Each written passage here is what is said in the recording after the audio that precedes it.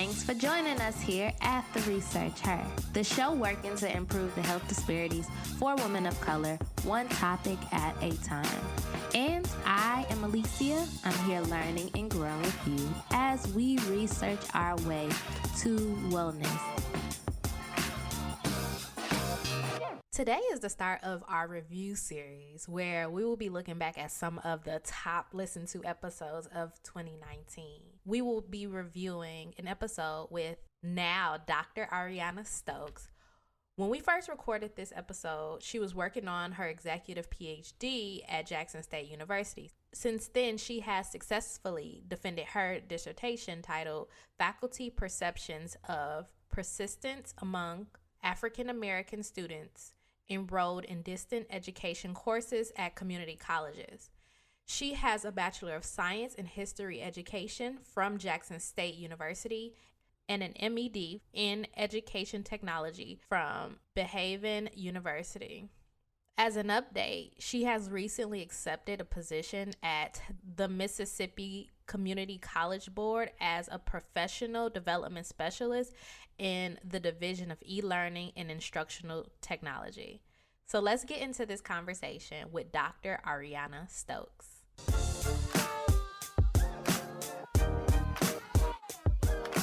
We have the Arianna Stokes here with us today. What a freaking blessing. Y'all are blessed. You don't even know it yet. So we're going to start off with our icebreaker questions. Are you ready? Yes, I'm ready. So, what is the last song that you listened to? The last song I listened to, Racks in the Middle, Nipsey Hussle. I was listening to it in the gym, matter of fact. Okay. Yeah, I just like Racks in the Middle. Jamming. It was helping me get through lifting weights. So okay, perfect. So speaking of lifting weights, that comes with eating a certain type of diet. But if there was one food that you wish had no calories, what would that food be? Okay, to be honest, it'll be anything that's a dessert, because that is my weakness. Like, oh, anything. You gotta pick one, though. You can only pick one. Oh my God, one thing. Red velvet cake. It's the cream. It's the cream. Yes, the cream cheese. Yes. So what? And if it was chocolate cake, I wouldn't even eat it. But go ahead. No, but really, like, it's the red velvet cake, and it can't be too chocolatey. It can't be. What is your ratchet pleasure? Twerking in the mirror, for sure.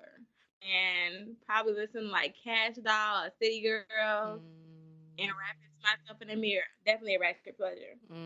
Yes. So I like to believe that it's more exercise, actually. So this has been everyone's ratchet pleasure, and I would like to tell you that it is not ratchet. It is a workout. Okay, it is a workout. Okay, so let's get to know you for real. So tell us a little bit about growing up as Arianna. Like, did you always know you would pursue higher education? Okay, so no, I did not always know. Growing up, I'm the youngest of two, and there was a lot of pressure to do everything right. So, like, this spirit of perfectionism came about probably around the time I was in middle school. Mm-hmm. Just from that point forward, everything was like a race, a competition, but it was like within myself. Like, you have to do X, Y, and Z so you can be here. And everything was like a calculated step for something else that was to follow. So it was student council, cheerleading, this club, that club. It was like my entire life. I was so focused on building my resume, even in like middle school and high school.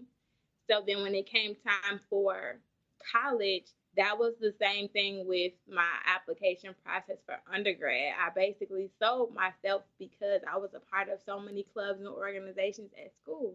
And then that transferred to my undergraduate experience. I did the same exact thing. So some of the same clubs and organizations I was a part of in K-12, I ended up doing the same exact thing in undergrad. I was in student government. I was NAACP class queen, National Honor Societies. I pledged AKA my sophomore year. So I was just like super active on campus. And then when I finished undergrad, I sold myself again the same way for my master's program. So it was like a continuation. It's always been this build yourself to make yourself applicable to whatever stage you want to be in next. And I didn't always know I wanted to pursue higher education. It was like the more I became active in different clubs and organizations, and the more experience I got as a college student, the more I knew I wanted more for myself. Mm-hmm. So, what are some of those experiences that really shaped your path to where you are now, from undergrad specifically? Okay, so my greatest experiences were academic, and they've come from professors that I encountered while I was an undergrad. One professor is Dr. Hilliard Lackey. He was my undergraduate history teacher. I was a history major. Another is Dr. Rico Chapman.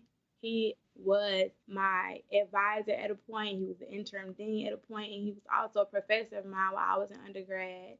And those two men, they were very well decorated. Like, they had several degrees, they had these sabbaticals, and they were part of this organization.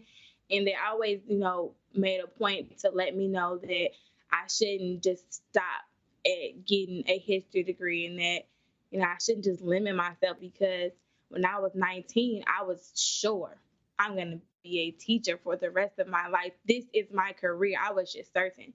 But they saw something else for me, and that helped me to kind of move forward and transition. Dr. Chapman, especially, because he was the interim dean and my advisor when I was finishing my history major my senior year. And he had a conversation with me. He was like, "So what's next?" I had just passed my exit exam. And I was like, "Well, what do you mean? Are you going to school?" I'm like, I haven't applied. I did not apply to grad school in my senior or junior year of undergrad because I didn't have serious intentions on continuing right then. Because you thought you were going to be a teacher. So, did you think that all of undergrad? For the most part, yeah. It was like I knew I wanted to pursue another degree, but I was like, I've made it so far, and the steps it took to becoming a teacher, it wasn't a lot, but it was enough to the point where I was like, okay, I can do without school for a minute. And my plan was to take off for at least a semester, and that just did not work. You now have these influential people in your life, so they're telling you what you're going to do. Okay. But you still haven't applied. So, what is that application process like for you? And like, when did you decide, like, okay, yeah, I'm going to actually pursue this master's? It really came from Dr. Chapman. And like I said, we were having a conversation about what was next. And he was like, you should really get a degree in library science. And I was like, library science? Like, who has a library science degree? And he was telling me about schools that offered the degree and what I could do with it. And he was like, you're already a history major. They align together. It would be like record keeping and X, Y, and Z. And I mean, it sounded really appealing, but I was like, this is not what I want to do, and I know this is not what I want to do. In some way, shape, or form, I still want to, be in education and have access to students. So I started teaching on January 4th, 2016. And within maybe a month of me being at work, there's a school called Belhaven University in Mississippi. They also have a Memphis campus. They had several online degree programs, and they kind of campaigned to teachers. So they would come to our schools and leave like propaganda in our mailboxes. And one day I just really looked at it, and I had a conversation with one of my coworkers, and she was like, "Girl, I'm at Belhaven." I was like, "Really? Well, how is it?" And she was telling me about her experience and her getting her degree. And then I was looking at what they had to offer. And I was like, well, I know I want to stay in education, so I need to get a master's of education in something. So that is really what influenced me to get my master's in educational technology. Now, a little fun fact. When I was younger, like elementary, middle school, I loved the internet. So what people would consider like coding now, I was doing on MySpace. Yeah, so you used to make the little graphics on the pictures. Yes, that was I my remember that. You made me a few. thing. I used to love, like, creating PowerPoints, editing pictures. That was my thing. So I was like, well, this is perfect. Educational technology will allow me to still be in education, but to bridge something else that I really enjoy. And I really enjoy working with computers. Not so much that I want to do IT, because I don't want to do information technology at all. But I love, apps and different programs and how they can be used in the classrooms to create experiences for teachers and students. So that was like perfect for me. And as soon as I learned something in the program, I applied it in my classroom. Yeah, to us ignorant folks who have no idea what ed tech is, what is ed tech? Because I'm unfamiliar with So, it. in terms, educational technology is literally just using technology to enhance teaching and learning experiences. So, bridging teaching and learning using technology. Okay, I love that. I mean, but that's actually the current and the future of education. Like, I've been listening to a lot of podcasts related to people who are starting to just create their own online courses for students to learn, different coursework, even classes that are taught in the actual universities being taught on these independent platforms like general chemistry. You can register for the course on an independent platform. So that's cool. Like, you're literally studying the current and the future of like education. So you're working on your master's. If you look back and you could change anything like about your whole like master's program and your undergrad experience, what is one thing that you feel like you would change or redo or edit? I don't think I would have been a history major if I knew then what I know now. I love history, like books about history, random history facts. Like, I'm very passionate about history, but I don't feel like history and having a career in teaching K-12 has really aligned me the way I wanted it to with my master's degree or my Ph.D. And I wish that I would have exposed myself to more career opportunities with the different majors in the education sector so that I really could have prepared myself for higher education. What happened was, during undergrad, I kind of scared myself into thinking that I would be too young and too small for secondary education and higher ed. And like, even now, I don't feel comfortable teaching at a high school just from experiences that I've had with like student teaching, or even just now with middle school kids. It's just these children are just very unique. Mm-hmm. And I was like, I couldn't see myself teaching at the collegiate level, but I could see myself on an administrative level, which is why I'm seeking the PhD that I am seeking. But I played it safe because I prepared my entire life to be a teacher, and I wasn't ready for that sudden change. At what point did you realize, like, okay, I'm going to pursue a PhD? Well, it was always a dream of mine, but it was like a dream far off in the distance. I didn't think that I would be qualified. I didn't think that I would get to that point. I didn't think that I would have the stamina. And I didn't know what I wanted a PhD in, but it was always like a faint thought, a faint dream. Like, one day I want to be Dr. Stokes. Like, one day I want to do that for myself. And it wasn't until I was wrapping up like my last 2 courses in my master's program, and so many people around me, it was like every time I had a conversation with somebody about school, they were like, PhD, PhD. It was like everybody was just regurgitating the same thing. PhD. What you gonna do next? PhD. Are you going to school? Blah blah blah. And I was PhD. Mm-hmm. Yeah, I was like, what are y'all talking about? Like, I am done with school. I have a master's degree. But I felt that way about you too when you were working on your master's. Like, I just am like, oh, so I in my head, I'm like, I know her. That girl is not stopping after no master's. Your drive is like none other. Even though in your mind you're telling yourself like, actually, I don't know. Everyone around you already knows because it comes out of your pores. You just haven't convinced yourself yet. It's like, we know that about you. That means so much to me, because when I say like I just battle with doubt all the time. Like, I wasn't ready. I second guessed myself a lot. And I even tweeted earlier today, like, sometimes I'm still in disbelief. I'm a whole PhD student right now. And the program that I applied for accepted me. And I have yet to have, a bad experience. I see so many Black women, girl, I'm probably going off on a tangent. No, come on, bring I it off. see, Bring it off. so many Black women in academia that don't have great experiences, and they don't have supportive advisors, or they don't have a good relationship with their cohort. And I'm just blessed to have all of that.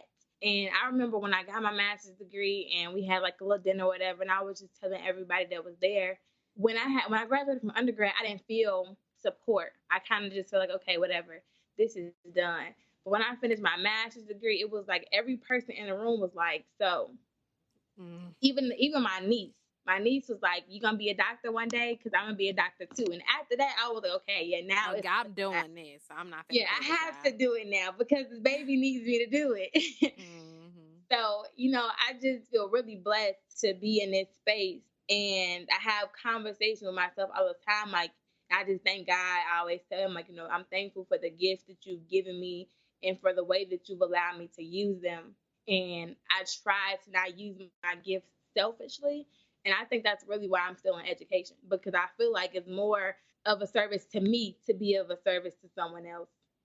So speaking of like getting that support, how is it working on a PhD at a HBCU? It has given me some of the greatest moments and experiences of my life. Things and moments and people I didn't know I needed. I'm the youngest person in my cohort. So everybody is like 30 plus. Some people are married, and then there's me. The YOLO went through life. Yeah. And with my city girls and my headphones on the way to class, that's how I function.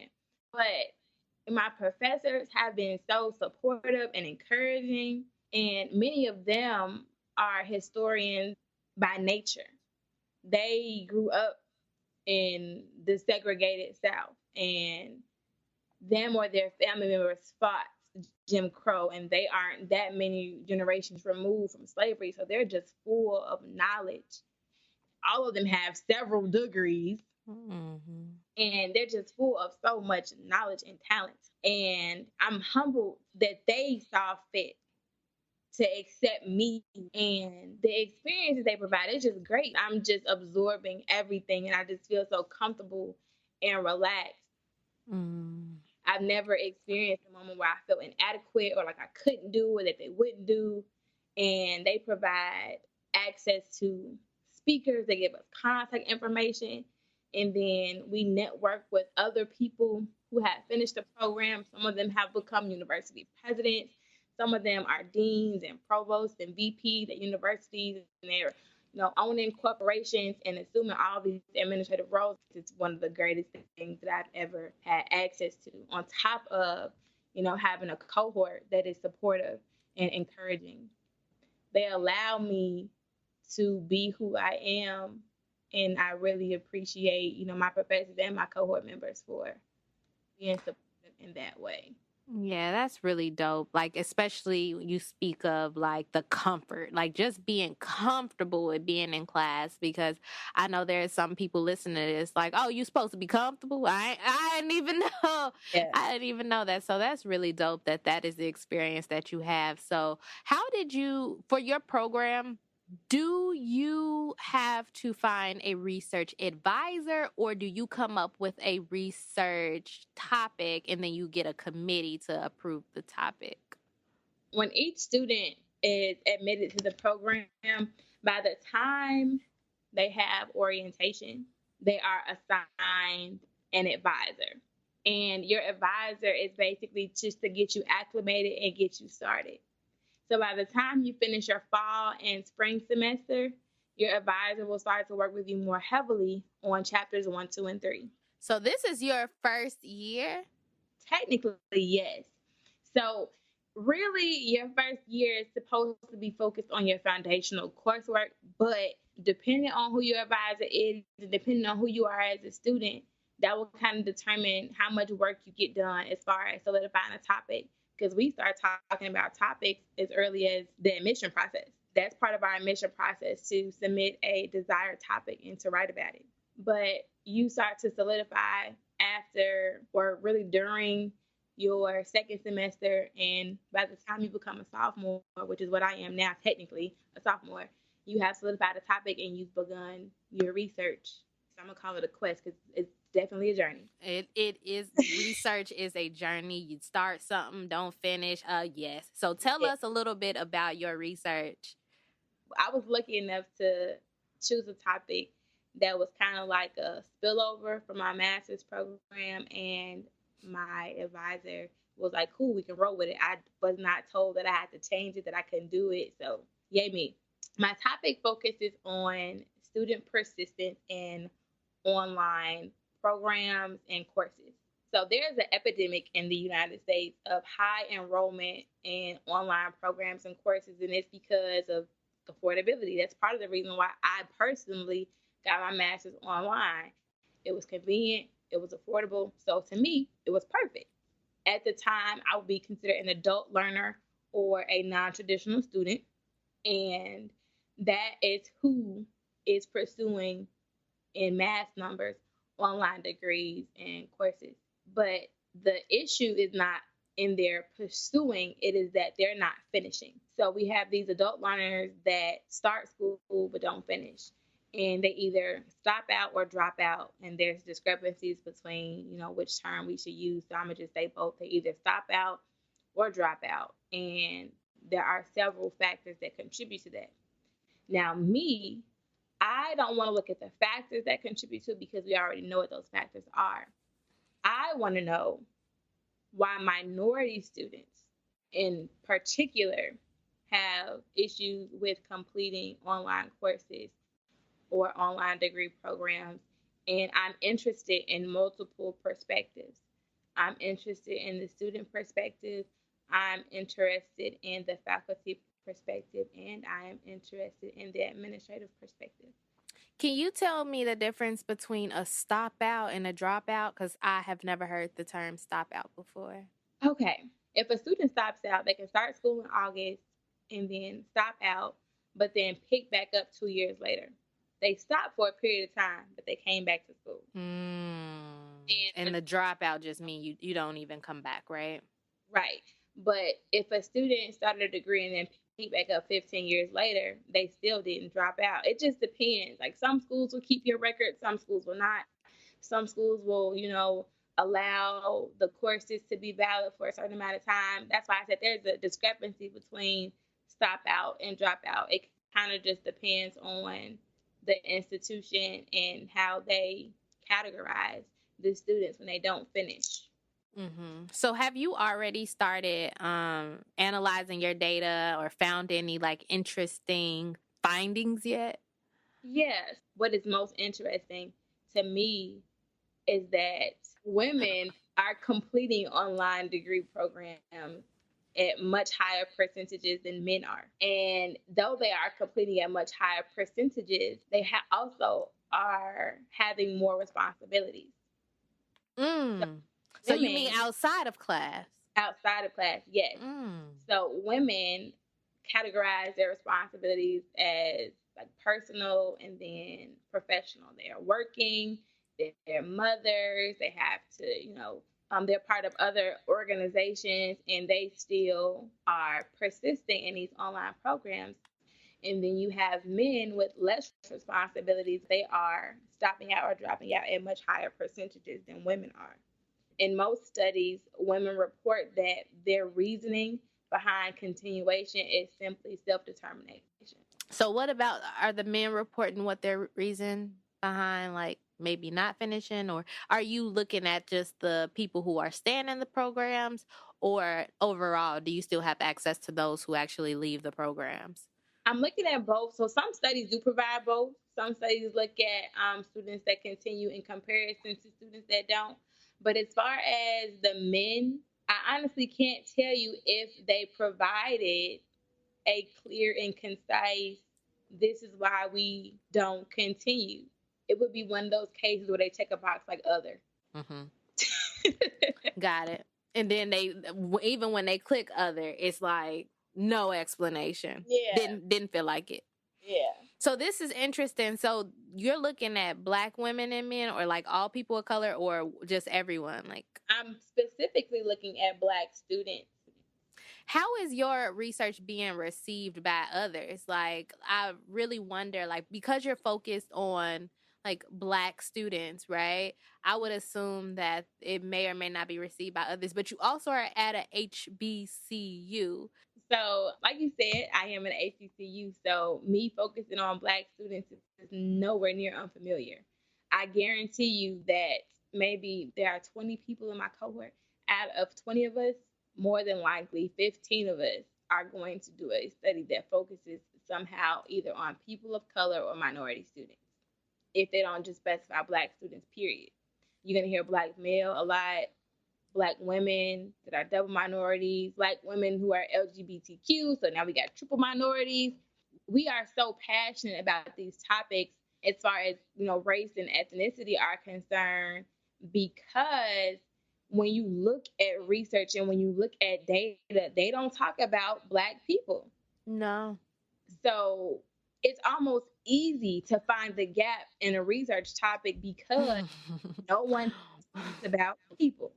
So I can take study A and I can make an entire dissertation modeling study A because you just go study Black people. Black people.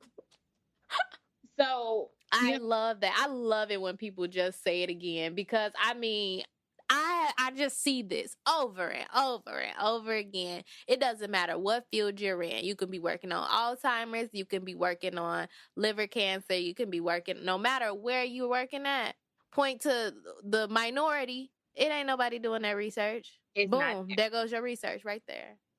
And it's so crazy because when I first started reading research articles, I was like, I'm never going to be able to, get anywhere with this topic because I could not find an article to save my life that even addressed minority students in distance learning. Could not find one. And it took me months in like 7 different search engines. I was in books. I was on government websites. I was on Google Scholar, EBSCOhost. I'm looking at other dissertations. I'm looking at master's research. Girl, I found nothing. And I was like, you know what? You didn't find anything because that's the gap in the research, girl. It's her. So now you got to do it. Yeah. And that's a beautiful thing that you came across it. So if you could do something outside of your current topic, is there anything that you feel like you would have done instead, or one other topic that you would be interested in going into? I'm interested in, at the higher ed level, I'm interested in exploring faculty adaptability to using technology in the classroom. It's like we're in the 21st century and you can't avoid phones, you can't avoid computers. And sometimes we put ourselves in situations where we don't really just fully analyze the context. So we've had college freshmen who have never owned a computer, or they come from an environment where they were not taught computer skills. And now we're expecting them to type papers, and we're expecting them to create presentations and for it to be a certain standard, and no one has ever taught them, so now they're just winging it. And then we have professors as well that have never been taught, they're tenured, or they teach and maybe a liberal arts course, so they don't see the necessity in learning or using technology in the classroom. But now with these 21st century learners, you have to do something. And I don't mean just communicate with them via email. You have to do something as a teacher to enhance the learning experience, and then students have to know how to use technology to enhance their learning experience and to add to the culture of the classroom. So I would explore maybe, faculty perceptions of using technology in the classroom. Yeah, that's a really dope idea, especially like I think about different fields. Like from my perspective, I look at like the chemistry department at Purdue, and one of my professors is still using one of those projectors where you write on the little clear sheets. it would be interesting to understand, like, what is that gap in understanding, like, why won't they, Mm-hmm. upgrade? And some professors, they'll argue that they don't have time. They have to do research. They have to plan for a sabbatical. They have to have office hours. They have to build courses. They have to evaluate the curriculum and blah, blah, blah, blah, blah. It takes 30 minutes to learn how to do a PowerPoint. Literally. There's your office hour time. Like, we, as educators, we still have to be involved in professional development. So I don't understand, why that can't be a thing in some places. Not saying that it just isn't, but they need to definitely, as faculty members, support the inclusion of technology at the university level.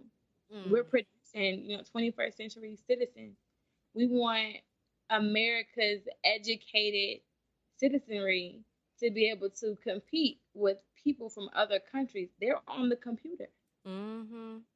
And on the move. They learning how to do it while they're already on trip. Like, I mean, the advancements that are happening in other countries, as far as like when you get these international schools going, like, they're very advanced. These kids work computers and technology and are coding better than grown people. Okay. Yeah. So that's I love that. A PhD is no walk in the park. It is not. It is not. So, what keeps you moving and pushes you to get through? I mean, based on your findings, you could easily say, oh, just self motivation, like all the women were saying in your findings. Like, that's what keeps them going and that motivates them. But if you were to pinpoint that for you, what would it be? To be very honest, I think that the only thing that keeps me going right now is God. Like, Mm.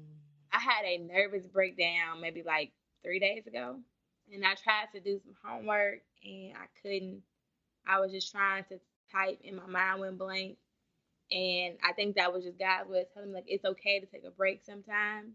And I just feel like my purpose is greater than me. So this is, the journey I have to encounter to lead me somewhere else to do some sort of greater good for somebody. But I'm just not ready for it yet. So this is the part of me getting to that point. And if it was anything else that motivates me to keep going, it's like the support from people like you, my mom, my line sisters, my friends, my boyfriend, my family. It's like people kind of just are always right on time with the right words of encouragement that I need at that moment to keep pushing. And that's God. You know Yeah, that, right? yeah, That's God too. That's like, I'm talking that. about, I had a really rough, maybe like last 3 weeks. I have been so busy at work that I felt like I wasn't getting any of my homework done. So when I tried to actually get it done, I had a nervous breakdown because I'm like, girl, you have so much to do, and I have to go to class next week. Girl, right now I got 2 case studies up on my computer, and I have another writing assignment that's 15 pages, and I have 2 books that I need to read. And I'm like, I have class next week. I have to pack my bag. It's just so much that goes into, preparing for class. And it can become overwhelming. So when people say nice things, something as simple as, I'm proud of you, or they jokingly call me Dr. Stokes, like, I ain't there yet, but I'm working on it. Like, just the smallest things. It just takes people to kind of pour into me. When my gas tank is empty, they kind of fill me back up. Oh, that's beautiful. And we know you have a lot. You just named off all the long laundry list of things you got to do. So I appreciate your time so much. But before you head out, do you have any last closing words of advice or anything you would like to share before we let you go? Because you got things to do. Okay, so this message will be for anybody that is considering pursuing another degree. I don't care if you want to get another bachelor's degree, if you want to start your bachelor's and associates and specialists, master's, PhD, EDD, MBA, whatever. Do it.